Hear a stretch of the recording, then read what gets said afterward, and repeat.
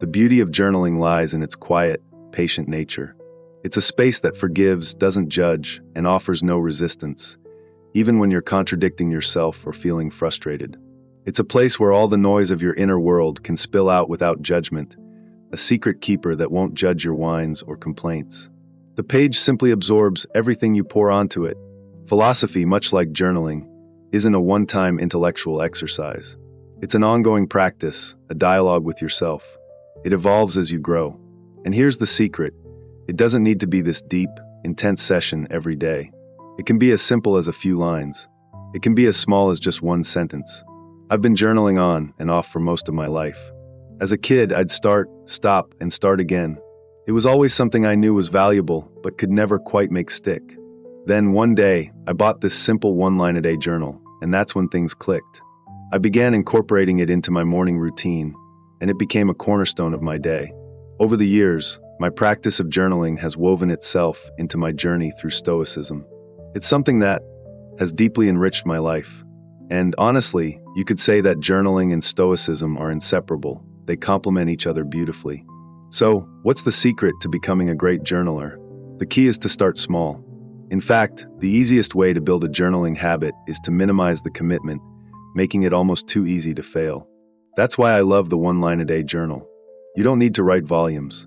You just need to write one sentence each day. It could be a thought, a lesson, a quote from your morning reading. It doesn't matter. You can even start with something as simple as tracking your workouts or jotting down a daily reflection. There are other great tools for journaling, like the bullet journal or the 5-minute journal, both of which are also simple ways to start without overwhelming yourself. And the beauty of this is that once you've set that low bar, it becomes a habit that builds on itself. Epictetus, the ancient philosopher, talked about fueling a habit like lighting a small spark and letting it grow. Instead of trying to jump straight into long, deep journaling sessions, start with something manageable, something that feels effortless. This approach isn't just about writing, it's about cultivating a practice that becomes second nature. You don't need to dive into a lengthy journaling session from day one, just like you wouldn't try a month-long silent meditation retreat as a beginner. Start with 30 seconds, a single line, a simple exercise. Over time, it will become natural, almost essential. For me, journaling has been a steady part of my routine for over 30 years. It's now a practice that's so ingrained that when I skip it, I almost feel incomplete. In addition to daily journaling, I also make time on weekends to reflect on the lessons from the week. These are often the hardest lessons, the ones that came from mistakes or uncomfortable growth moments. In these sessions, I write down key takeaways, both professionally and personally. And as I reflect on those lessons, I also think about how they will serve me in the future. This isn't just about recording events. It's about recognizing patterns, which is the foundation of wisdom. The more I've done this, the more I've learned to spot recurring lessons and understand their deeper meanings. I bring this practice into my work with leadership teams at various companies, including my role at the Modern Elder Academy. Once a quarter, we gather and share our biggest personal and team lessons from the past few months. It's a way to pause and assess how we're growing, both individually and as a team, and how we can use those insights to move forward more effectively. This process of reflection, of writing down lessons, isn't just for personal growth. It's how we can all learn to see the patterns in our lives and use those insights to become wiser, more effective, and more centered in everything we do. And that's the power of journaling. It doesn't just give you a space to vent. It helps you learn, grow, and become more aligned with your deeper purpose. By making it a habit, you give yourself a tool for continuous learning and self-improvement. And that's a gift that lasts a lifetime. In today's world, we've shifted from a knowledge economy to what could be called a wisdom economy. In an era dominated by artificial intelligence, where facts and information are abundantly available at the click of a button, it's wisdom that has become the true scarce resource. So, how do we cultivate wisdom workers and create environments where wisdom can thrive? The answer lies in fostering wisdom practices, the processes and cultures that allow individuals and organizations to learn from their experiences and share that knowledge with others. Take, for example, the leadership team of a company. They gather together, reflect on the lessons learned over the past quarter, and share them openly. This is no simple task. It requires vulnerability. When one person admits to a mistake or shares a failure, it allows others to learn without having to go through the same hardship themselves. In essence, wisdom is not taught, it is shared. It's about learning from each other's experiences without judgment and using that collective wisdom to improve as individuals and as a team. In our modern age, this kind of wisdom sharing is more important than ever. In fact, it could be the key to adapting to the rapid pace of change that AI, automation, and other technological advances are bringing to our lives. This concept isn't just theoretical.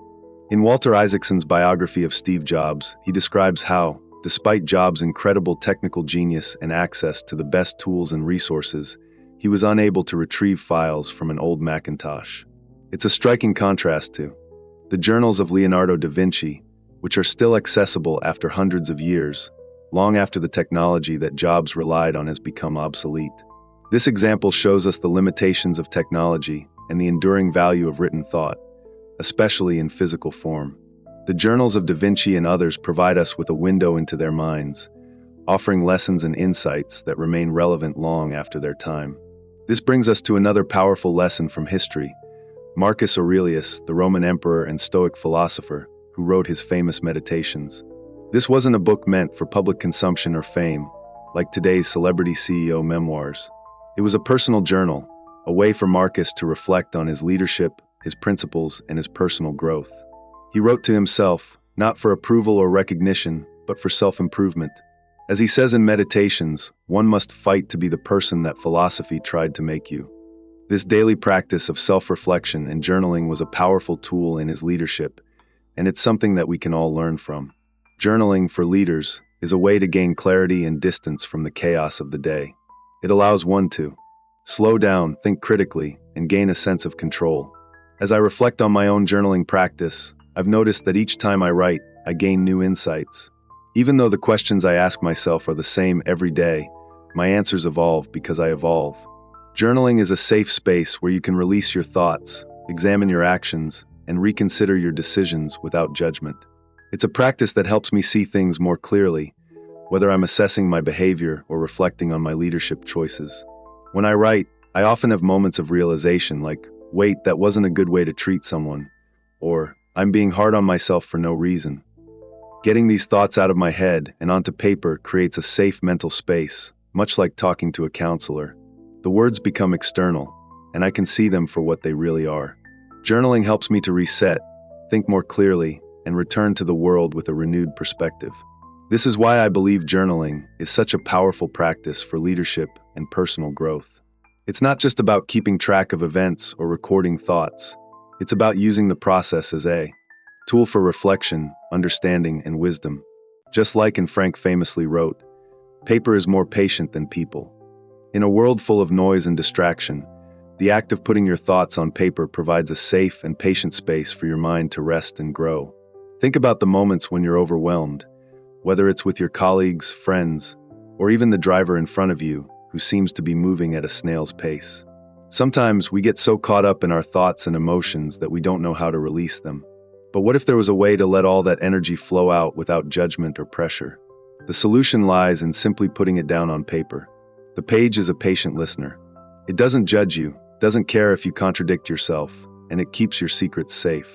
It's like having a personal space where you can unload, vent, and sort through your thoughts without any constraints. The beauty of journaling is that it provides distance from your emotions and worries, offering clarity and perspective.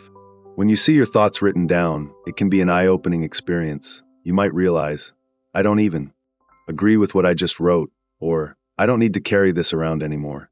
This practice of externalizing your thoughts allows you to see them for what they truly are, not what they feel like in the moment. Journaling has been a powerful tool throughout history. For example, during the Cuban Missile Crisis, President Kennedy used journals to work through the immense pressure he was facing. Those notes became a way for him to manage his thoughts and brainstorm under stress. It's not about writing for an audience, it's about writing for yourself. Even the great Leonardo da Vinci understood the value of keeping a journal. His notebooks are filled with sketches, ideas, and reflections that form the foundation for his masterpieces. Without those early thoughts and explorations, there would be no Last Supper. Journaling is the process of creating something, whether it's solving a problem or birthing a new idea. It's a powerful tool for self-expression and creativity. The ancient Stoics, too, understood the importance of writing.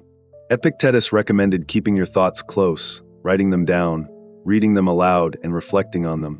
This isn't just about recording ideas once and forgetting them. Stoicism is an ongoing conversation with yourself. Marcus Aurelius wrote his meditations over a long period of time, and yes, it may seem repetitive to modern readers, but for him, that repetition was necessary. It was his way of engaging with life's challenges, reminding himself of the virtues he wanted to embody. Journals like his are not created for posterity, they're created for personal growth. So what if we viewed journaling not just as a way to reflect on life, but as an ongoing engagement with the ideas and values that guide us? Writing every day isn't about perfection, it's about consistency. When I started journaling, I focused on small, simple practices like writing just one sentence a day. I've been using a one-line-a-day journal for years now, and it's been an incredible tool for developing the habit. The key is starting small and building momentum. If you're new to journaling, don't overwhelm yourself with lofty expectations. Just begin. Set aside a few minutes daily. Start with something manageable like a workout journal or a reading log. Over time, it becomes easier, and before you know it, you're regularly reflecting on your thoughts and goals. It's all about consistency, not perfection. When I wrote The Daily Stoic 8 years ago, I had no idea it would grow into a massive community of people, all engaging with Stoicism daily. But that's the beauty of starting small. By simply writing one entry at a time, you begin to build a habit that resonates far beyond your expectations. Remember, journaling isn't about creating a polished work for the world to see. It's a tool to help you navigate life with more clarity, focus, and inner peace. It's about taking control of your thoughts and shaping your life, one page at a time. So grab a journal, start writing, and let the process work its magic. You'll be amazed at what unfolds.